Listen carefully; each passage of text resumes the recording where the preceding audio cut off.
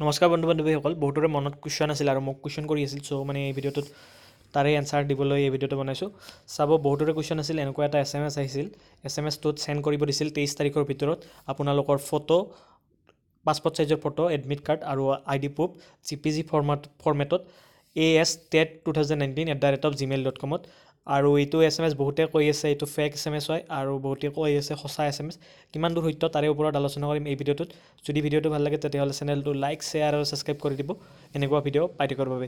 আৰু এতিয়া আপোনালোকে কি কৰিব লাগিব তাৰে ওপৰত আলোচনা কৰিম এই ভিডিঅ'টোত। এতিয়া ভিডিঅ'টো পলম নকৰাকৈ ষ্টাৰ্ট কৰোঁ। চাব, SMS টো এনেকুৱা আহিছিল। যিবিলাক কেণ্ডিডেটৰ এইটো SMS আহিছিল, পাছপৰ্ট চাইজৰ ফটো আৰু এডমিট কাৰ্ড, তেনেকুৱা ID প্ৰুফ এই ইমেইল এড্ৰেছটোত আপোনালোকক চেণ্ড কৰিব দিছিল 23 তাৰিখৰ 5টা বজাৰ আগতে। এতিয়া চাব কিয় চেণ্ড কৰিব দিছিল তাৰে ওপৰত চাব। প্ৰথমতে আমি প্ৰাঞ্জল কুমাৰ নাথক আমি ধন্যবাদ জনাইছোঁ তেওঁ এইখিনি কথা কোৱাৰ বাবে। তেওঁ ফেচবুক পষ্ট এটাত লিখিছিল।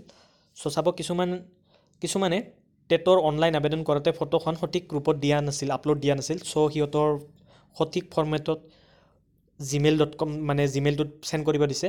লগতে আপোনালোকৰ যিটো ৰেজিষ্টাৰ্ড মোবাইল নম্বৰ আছিল, SMS আহিছে, তেওঁলোকে মাৰ্কশ্বিট আৰু চাৰ্টিফিকেট পাবলৈ 23 তাৰিখৰ ভিতৰত 5টা বজাৰ ভিতৰত এই ইমেইল যোগে চেণ্ড কৰিব লাগিব।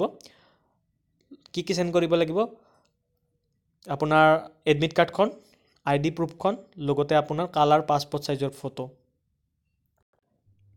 যদি আপোনালোকে এইবিলাক চেণ্ড কৰা নাই এতিয়ালৈকে, তেতিয়াহ'লে আপোনালোকৰ প্ৰব্লেম হ'ব। চ' আপোনালোকে চেণ্ড কৰিব লাগিছিল। যোনে চেণ্ড কৰা নাই সিহঁতৰ প্ৰব্লেম হ'ব পাৰে, অসুবিধা হ'ব পাৰে। আৰু লগতে যিসকলে SMS পোৱা নাই, সিহঁতে নিজৰ ৰেজিষ্টাৰ মোবাইলটো আগতে যিটোত ৰেজিষ্টাৰ আছিল টেটৰ এপ্লিকেশ্যনখন, সেইটো যদি চেঞ্জ কৰিছে তেতিয়াহ'লে তেওঁলোকেও দিব লাগিছিল।